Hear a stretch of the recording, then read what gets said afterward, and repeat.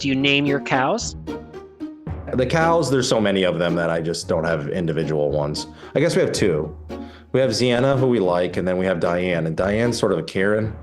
Diane's very scary. And when you go in the back sometimes, she had an eye infection when she was young, and her one eye is a little hazy. So she always reminds me of a pirate, but she's very protective of her calf.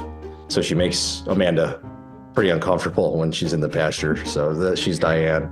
And then the bulls do have names, just because I feel like when you have 120 cows, it's hard to individualize them all. But we have currently 5 bulls. So they're sort of individuals. You don't keep many bulls. Most of the bull calves you steer so that they don't breed the cows, because you don't want everybody just getting bred all the time. I'm going to have to Google all these terms. Bull versus steer versus other thing. A steer is a bull without his testicles. So he has no breeding equipment remaining. Got it.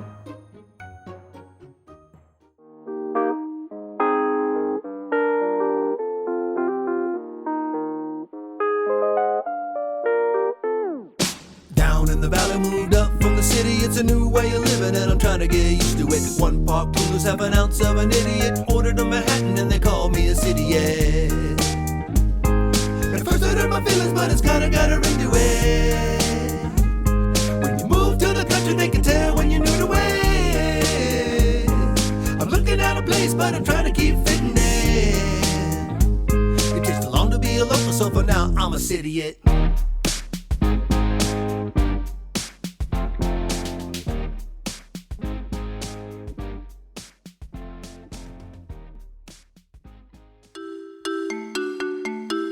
I'm Matt Zucker, and this is City It, learning to live and love life in the Hudson Valley.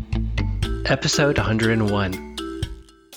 The last 10 years, Brian and I have lived next to 3 farms. One has sheep, one has goats, and one is an expansive orchard. Each one has its own qualities. The sheep farm is so peaceful to walk by. Nora and I would walk up the road every morning, bring carrots, and go feed the donkeys, Bert and Ernie, who protected the flock and warned away coyotes. The orchard was pure magic. The owners let us wander up into the hills with gorgeous views of the Catskills and just walk among the orchards, and Nora would just run. And from our living room window, we could see just over the hill and see the goats graze, especially at dusk. It was just beautiful to watch them.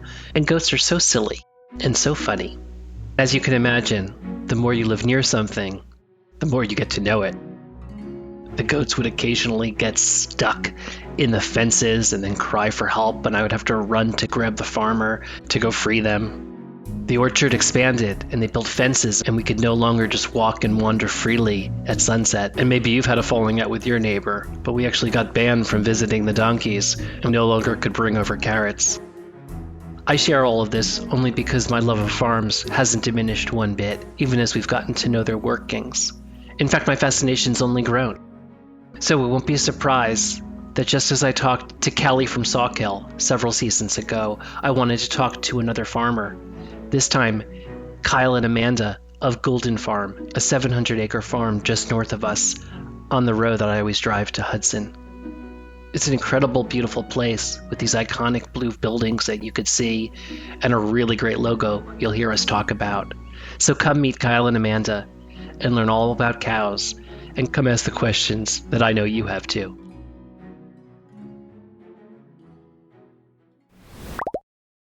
Hi, Kyle. Hi, how are you, Matt? Good. Thanks for coming on City It. We're happy to be here. Me and Amanda just got done with the farm, and we're ready to sit down with you. Hi, Amanda. Hi. Maybe a good place to start would be with your connection to the area. My whole family was born and raised in Germantown, and I was raised in Elizaville and went to Pine Plains School District. I've been here my whole life. Amanda's from Red Hook, Rhinebeck area. So we've been local since birth. I moved away for a little bit, but then moved back home.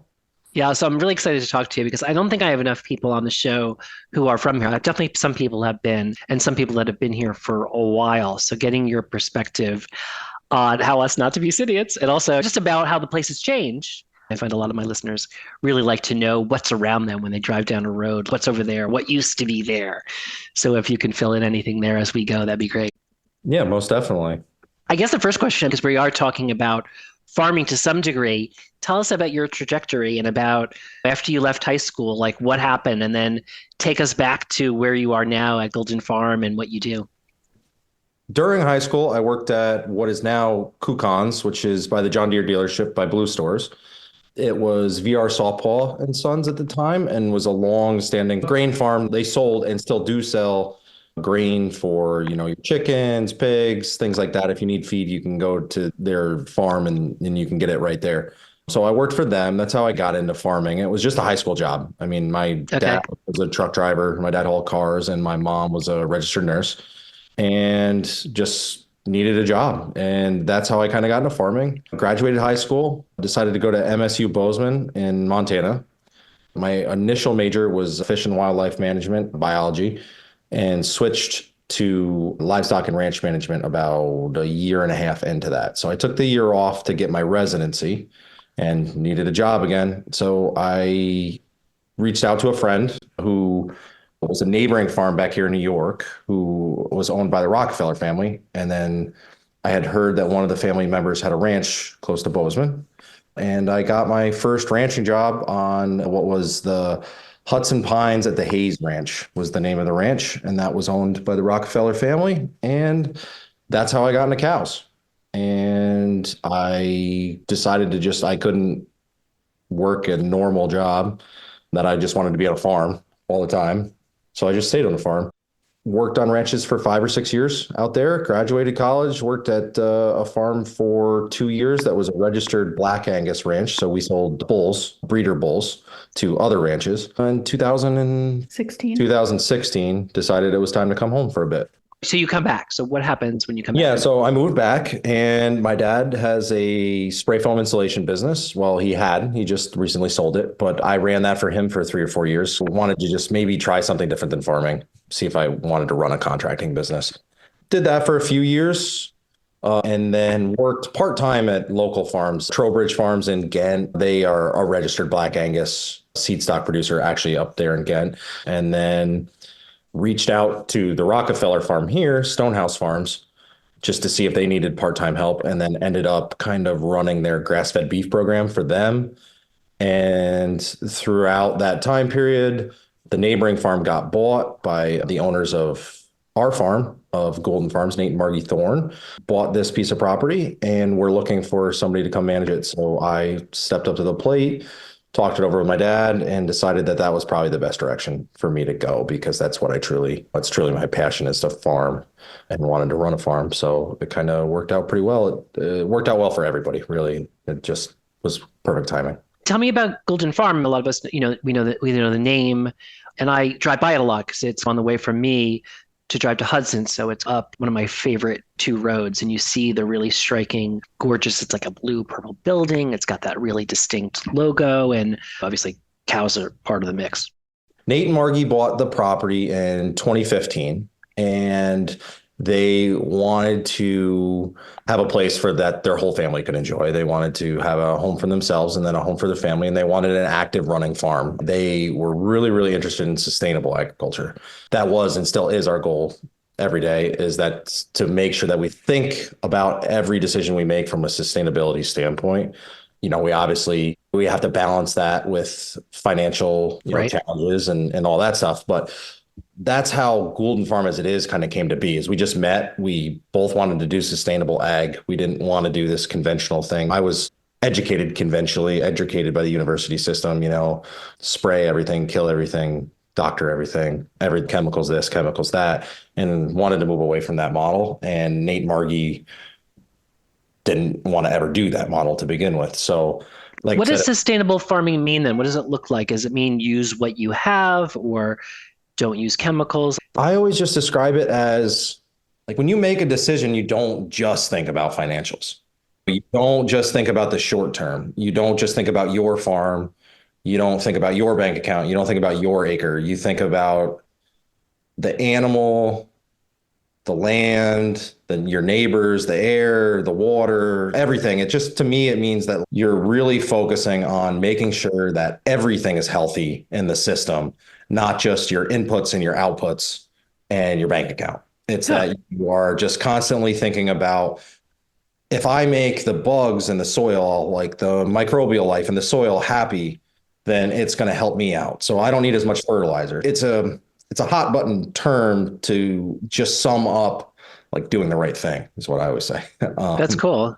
That's kind of my viewpoint of it, is that you just don't make a decision based on what's the easiest way to do it. Are certain sustainable practices like really easy and straightforward to do, and anyone's a moron for not doing it? And are certain ones really challenging and like, oh God, like we want to do this, but this is a hard one to crack? Yeah, not doing things is the easiest thing. Like, don't just turn your cows out into one big pasture and just leave them there all summer and then just let them continually graze the same pasture all summer long. Just put up some fences and give the pasture some rest. Everything needs rest. Grass needs rest. The ground needs rest. Everything needs rest. So it's pretty much just what not to do. Don't rely on chemical fertilizers. Try and find alternatives. I'm not saying we don't use them. Occasionally we do use them. We do fertilize some of our hay ground with potash because organic fertilizers are very heavy in one nutrient, which is phosphorus. Organic fertilizers are usually all manure based. So sometimes you get out of whack and you need to use just potash, which is potassium. You don't want to be trucking wood ash from Maine to get your potash when you can use a much more concentrated, easier form, even though it's chemical fertilizer. You can use that in small amounts and only when needed to balance everything out. We try to keep our cattle out of the rivers, out of the streams, out of the ponds. We can't do it overnight, but we try and fence out all our ponds so the cattle don't pee and poop right in the water. I mean, that's important to water quality for not only me. Good to know. Yeah. I mean, when people see cows swimming in a pond, they're like, oh, that's such a great thing. I actually had a landowner that I lease land from, that I rent land from, that I said, I would like to fence off your pond to keep the cows out of it. And she's like, oh, they just love swimming. I just don't think I could ever do that to them. And I said, yes, but that's 100 cows pooping and peeing in the pond that is running into the Taconic Creek, which is a trout stream, which runs into a reservoir, which feeds Hudson. So that's not really right. The best practice to let them swim in the pond just because they like it. That sounds like a Citiate move. Yeah. It's well-intentioned, and it's what she'd seen for 30 years on her property. And I was like, it's just a learning curve. We should talk about cattle. So how many cattle are we talking about? How many cows? So we have 100. When you talk to a Western rancher and you ask him how many cows he has, he literally just means mama cows. So cows that are his breeding cows. So we have 120 mama cows. So that equates to 120 mama cows, 120 baby calves, 120 yearlings, and 120 finishing calves, which is what I consider the final stage. So almost 500 animals at one point of the year. Are there other animals too? Is it all cows? We have a few sheep that are just kind of a hobby, and then 2 donkeys, Roger and Martina. Oh. They're Amanda's babies. And then a couple farm cats. So what I know about donkeys, because of my neighbor who has sheep and donkeys, is those donkeys are like, everything has a role on a farm, and the donkeys are protective of the flock a little bit. They'll be warning, and they also attract mosquitoes. Is any of this true? Not for our donkeys. Good to know. Myth busting. They were meant to protect the sheep, and they didn't protect the sheep because they thought when they were lambing that the lambs were intruders. Oh. So now they're pets and they're living their best life just together away from the sheep. And they say that too. So they got what they wanted. Now, you named your donkeys. Do you name your cows? No, we don't have. We have one cow that has a name, and her name's Zieta. And she's just our favorite cow. So she got a name. She's Amanda's favorite cow. And then we named the bulls because they stay around longer and they have a little more character. So the cows, there's so many of them that I just don't have individual ones. I guess we have 2. We have Ziena, who we like, and then we have Diane. And Diane's sort of a Karen. Diane's very scary when you go in the pasture sometimes. She had an eye infection when she was young, and her one eye is a little hazy. So she always reminds me of a pirate, but she's very, very protective of her calf. So she makes Amanda pretty uncomfortable when she's in the pasture. So she's Diane. And then the bulls do have names, just because I feel like when you have 120 cows, it's hard to individualize them all. But we have currently 5 bulls. Yeah, 5 bulls. So they're sort of individuals. You don't keep many bulls. Most of the bull calves you steer so that they don't breed the cows because you don't want everybody just getting bred all the time. I'm gonna have to Google all these terms: bull versus steer versus other thing versus other thing. A steer is a bull without his testicles. So he has no breeding equipment remaining. Got it. I have other cow questions, which I think everybody is thinking about. What's the deal with sleeping? Do they sleep standing up? Do they sit down? A cow can pretty much sleep however she wants to sleep. They do sleep standing up. They can close their eyes and fall asleep standing up. They predominantly lay down and sleep, fetal position, kind of. They'll like tuck their head and they'll curl up like a dog curls up and sleep. That's the main way they sleep. And then on a really nice sunny day, they'll make everybody think they're dead and they'll just lay flat on their side with their bellies up in the air. People will call me and be like, you have a dead cow. I'm like, I do not have a dead cow. I'm just sleeping, very deeply, deeply, deeply sleeping. And I'll roll up and I'll be like, uh-oh. And then you'll see an ear flick or she'll blink but yeah, they do sleep. So are they smart? Are cows smart? I think they definitely have roles. I don't know if they're smart. I don't know if smart's the word. They definitely have rhythm and routine, and then they have roles within their group. That I know. So they definitely have a level of intelligence. They know what the truck is. They know which truck does which thing. They know when the feed truck comes, that it's the feed truck. They know in the summertime when I have my little like pasture runner truck, they know that when that truck comes, it means they're going to a new pasture. But when I bring that truck in the wintertime, they don't pay any mind to that truck. But when I have the other truck, which carries the hay bales, they know that truck's the feed truck. So they definitely they know what's going on. They know routine, and then they definitely have roles. Sienna is a lead cow. So she definitely is usually like the first cow through the gate, or if you can get her to do what you want, the rest of the herd will follow her. Diane's a protector. She's always watching the herd. When everybody else is eating, Diane's always got her head on a swivel and she's watching for predators. One of my favorite stories is we were feeding cows a couple winters ago. Dean and I, the gentleman who works for me, Dean Zapp, has been with me for 5 years now. And we were just kind of taking a minute to watch the cows, and they all went to feed except for one of the oldest cows. She wasn't the lead cow, but she was one of the oldest cows that we had. And she just stood out and she watched everybody's back. She was about 100 feet from everybody else and she watched. Well, about 10 minutes went by and another cow came out, walked right up next to her, stood in the same spot, and then she went and she ate, which I always thought was interesting. She was on guard and the other cow came up and told her, okay, you're good. I'm full. You can go eat now. So I always thought that was interesting. And that happened. We watched for 3 or 4 days. That happened every day for the 3 or 4 days that we paid attention to it after that. There's a level of intellectual thought there, I think. And they switch babysitting duties. They do? They babysit? Yeah. Wait, what do you mean? So there'll be a group of like 10 calves and they'll be on the other side of the pasture. Let's say I feed them on one side of the pasture one day, and then I feed them on the other side of the pasture another day.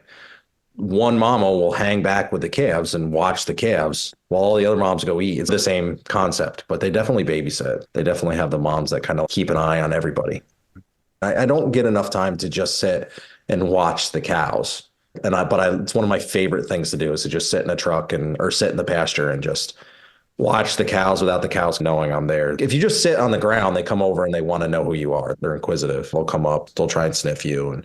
But if you just sit in the truck, they just ignore you. I always used to say that on the registered Angus places I used to work, we used to give each calf a different colored tag in its ear. They have the ear tags that we put in their ear so we know who they are. Right. And we would have a different color tag based on who their dad was. Green would be one bull, blue would be another bull, so on and so forth.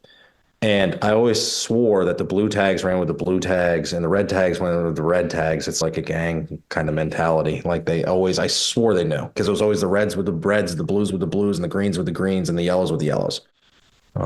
You never really had a green hanging out with the yellow. Yeah. So there's this whole like genetic thing that goes on, passing down and wanting to get the best of it. How does that work with the calving? All the bulls that we use are, one, they keep extensive records of all the lines. So each breed has records for all the family lines, and there's hundreds and thousands, but they keep an in-depth database on all that. A 23andMe for cows. Yeah, it's like a 23andMe for cows. And actually now they do legitimately have genetic testing to confirm those records. So we can pick for 1, 2, 3, 4, as many traits as we want. Let's pick a random number. I think it's pretty close because each breed is different.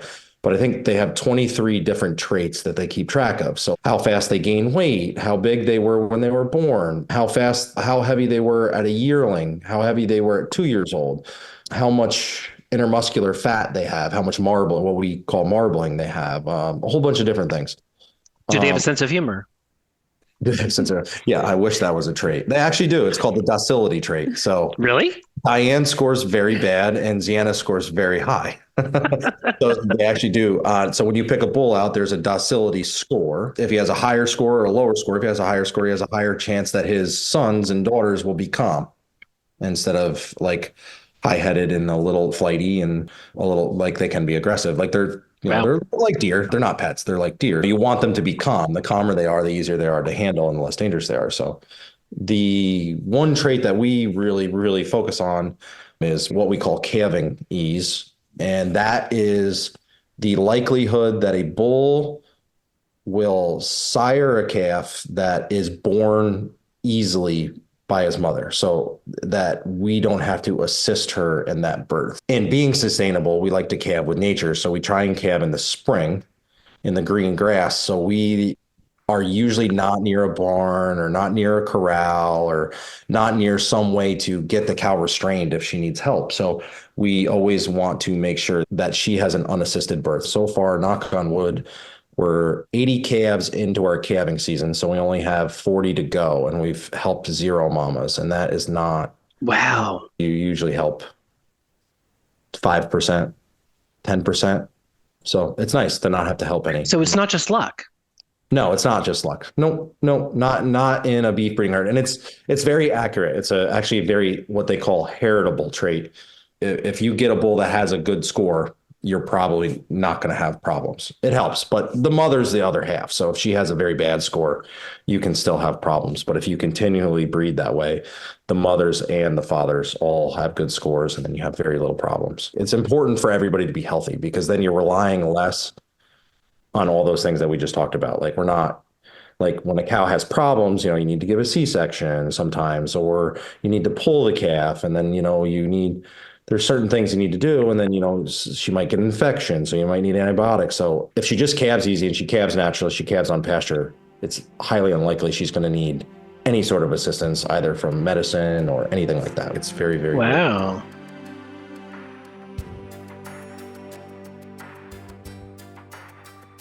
What do you spend a lot of your time doing? I mean, you're not staring at the cows, like you said. You're not midwifing because you've got this like perfect percentage of calving ease. So how do you spend your day?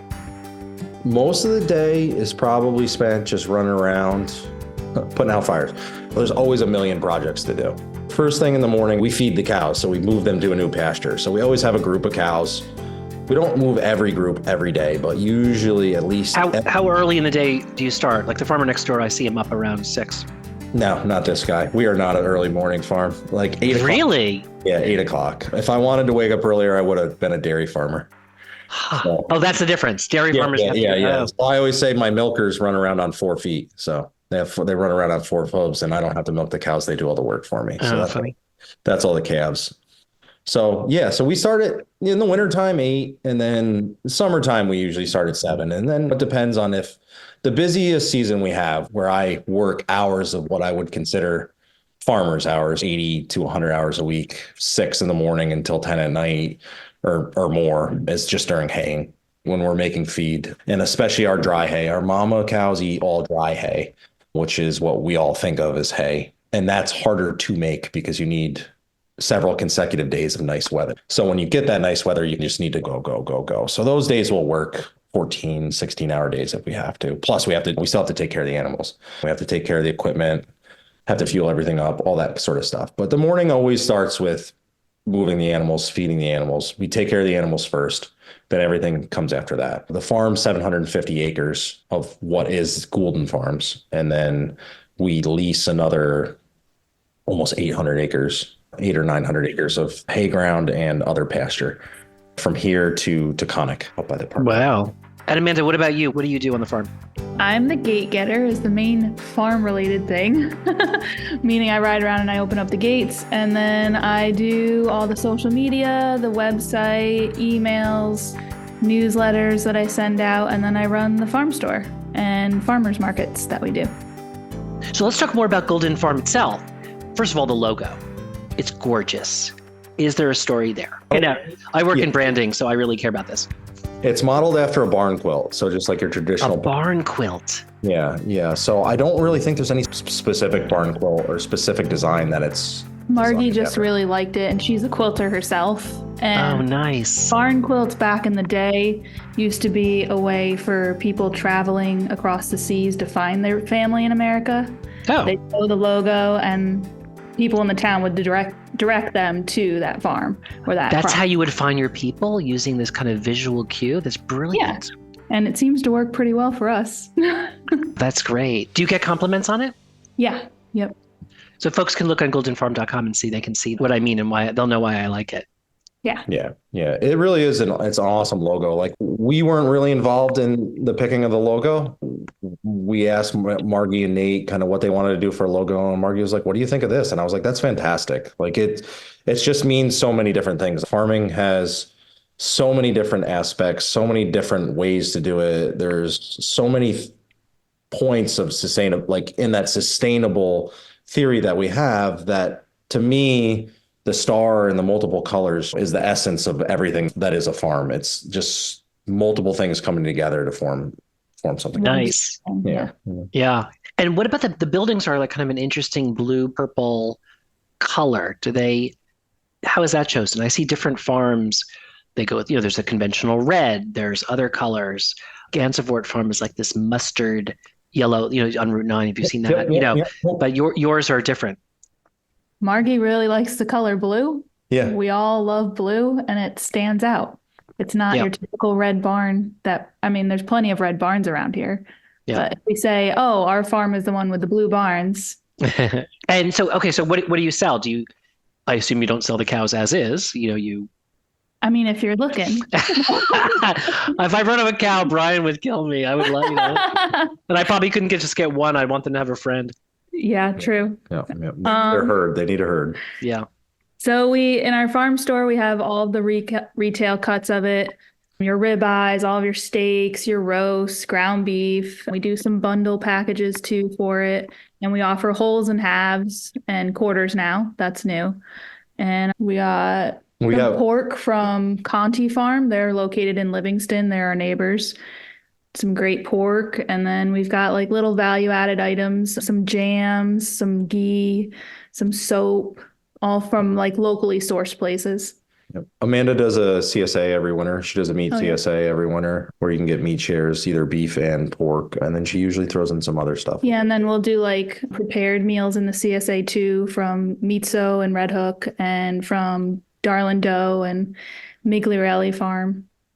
Hover Farms too. For their eggs. So we try and work with all our neighbors and feature other people's products in our store too. Yeah, there seems to be a nice, at least from what I see, a camaraderie among a lot of farms that are less competitive with each other and more collaborative. Is that a fair statement? Definitely. Everybody likes to do different things. None of the farms here, especially animal agricultural farms, especially beef, but pigs, it's hard to hit an economy of scale because of how expensive land is. So we all kind of need to help each other out to get things accomplished. Not everybody can own every piece of equipment or, raise every type of animal. There's just not enough time in the day. Like, I've always thought about doing multiple species of animals myself here on the farm, because that's kind of the image that everybody wants to see, is the like EIEIO, we have every animal, we have chickens, we have pigs, we have this, we have that. Like, Amanda and I only have so much time in the day. It's tough to do that. We've always thought about maybe opening up land to make available to other farmers, to have them do it here. And then it's so tough, but like the best way I found to do that is just work with neighbors. So what other farms do you do collaborations with? We do a collaboration with Greg Farm in Red Hook. I know them. We pasture some cows down there. So those are yours? I see them on my walks with Nora. Yeah, along the trail in the back by the apple orchard. In the way back in. Yeah, last year I brought maybe 10 down. Norm approached me a few years ago, 3 years ago. 2, 3 years ago, to bring some cows down because he had all the old pastures, which he was just mowing because, Greg Farm was originally in dairy. And Norm told me an interesting story about when he initially started to go kind of the route that Greg Farm is today, the U-pick, the sort of moving away from the dairy, the dying Right. system. I think he said, and don't quote me on this, but I think he said he had he hired a marketing company to help him figure out where he was going to go and what direction he was going to go in. And they did a survey and they surveyed, I'm pretty sure it was city people, people from the city predominantly, because he knew that's where he was going to be marketing to. The survey was, what makes you think of a farm? Cows, pigs, chickens, tractors, apple trees, corn, whatever it was a one-word answer. What's the number one thing that makes you think of a farm? And it was cows. Overwhelming people associate cows with a farm. So Norm originally set up all the little pastures. So every U-pick orchard and every U-pick plot, so the berries, the pumpkins, the apples, all had an adjacent cow pasture next to them. Wow. We've only gotten one pasture done, but we've slowly been wanting to kind of re-fence all those old pastures and reintroduce the cows. So for that reason, and so, he doesn't have to go run a tractor out there and mow them. So that way, Yeah, it's burning diesel fuel, you can just, efficient. bring some cows up, have them eat the grass, and it's kind of a win-win-win for everybody. It's a win for us, win for Greg Farm, and a win for the cows. Maybe let's talk about, people like me who come up here and are fairly clueless about animal and farms, but they definitely want the meat and want to buy local. Have you seen a big change in more people coming up here? And do you have any advice for us idiots about how we should shop, or the questions we should ask, or what we underestimate about farming? Clearly, you don't get up as early as I thought you did. There's a lot of myths you've broken already today on the show. Just buy local and try and buy right from the farmer. I mean, it's great that you buy, and I'm kind of putting my own foot in my mouth, but it's great you buy Conti Farm pork from me, but if you can track down a guy who raises pork and buy the pork right from him, buy it from him. Right. Because that's going to put the most dollars in his pocket. Every farmer truly wants to make a living farming. So many people do it as a hobby, and that's great. It's a very enjoyable hobby. Some people do it as a retirement job, but a lot of people want to do it to make a living, but it's very, very, very, very difficult to produce food and be profitable. Everybody gets a piece of it along the way.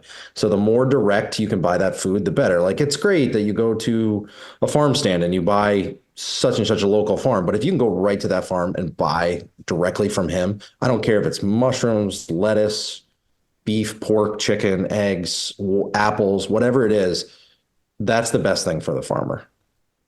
Go to the farm, meet the farmer. Ask the questions, ask stupid questions, just so you figure out what you're eating and what you're so grass-fed, we get asked that a lot.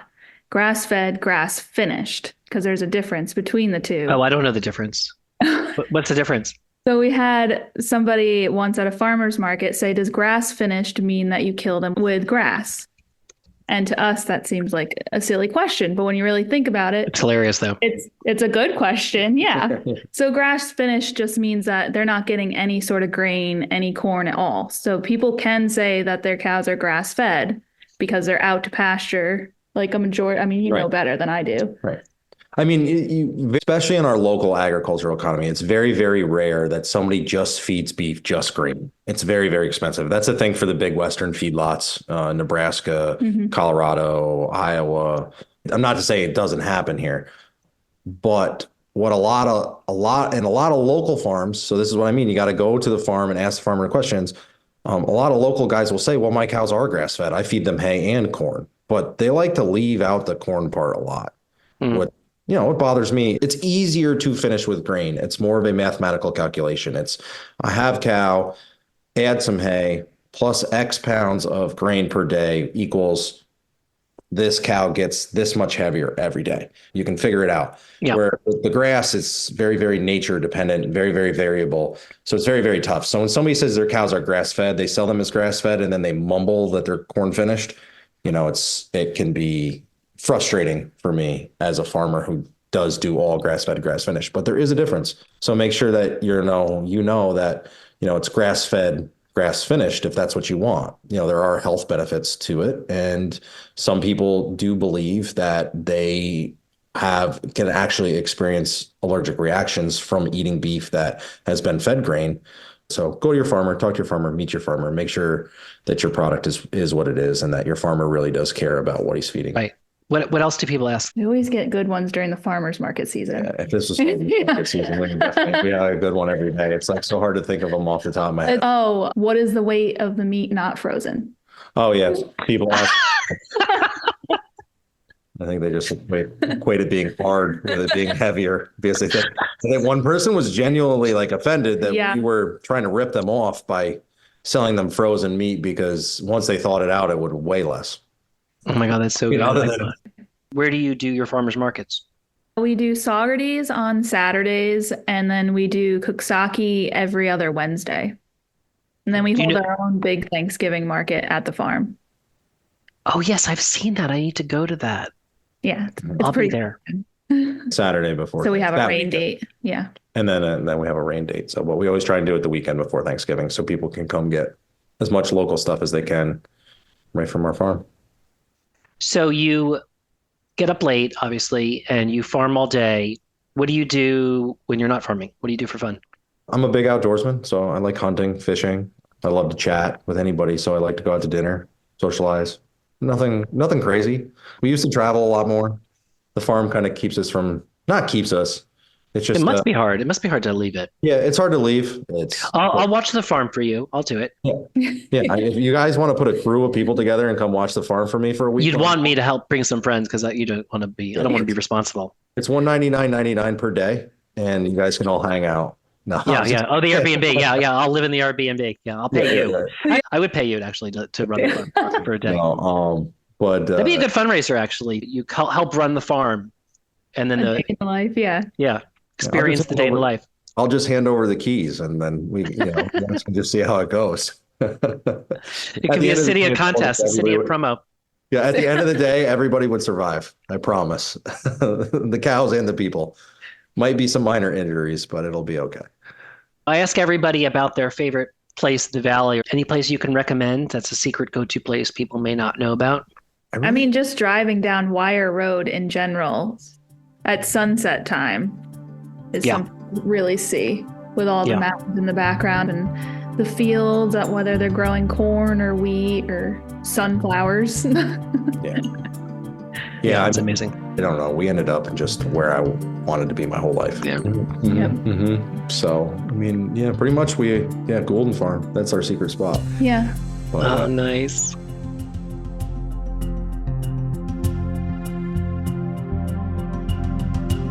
Thanks for listening to City It, the award-winning podcast about moving to the Hudson Valley.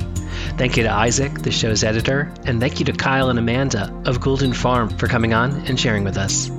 Amanda has a special offer for City It listeners, 10% off at the Golden Farm store for the next 2 months. Just use promo code CityIt2024. That's code CityIt2024 for the next 2 months from air date, which is basically through July 31st. I'll put a link in the show notes. If you're a farmer, whether it's vegetable, meat, dairy, fruit, or support the local farming industry by participating in a CSA or shopping locally directly from the farms, I thank you and appreciate you. You're making the Hudson Valley a better place to live and visit. I'm Matt Zucker, broadcasting from a former goat shed. Send me ideas and feedback via ratings and reviews on Cydia.com. And most of all, come visit.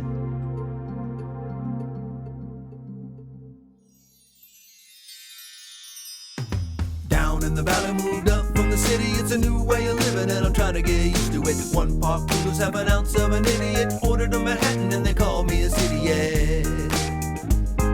At first I hurt my feelings, but it's kinda got a ring to it. When you move to the country, they can tell when you're new to it. I'm looking at a place, but I'm trying to keep fitting in. It takes too long to be a local, so for now I'm a city.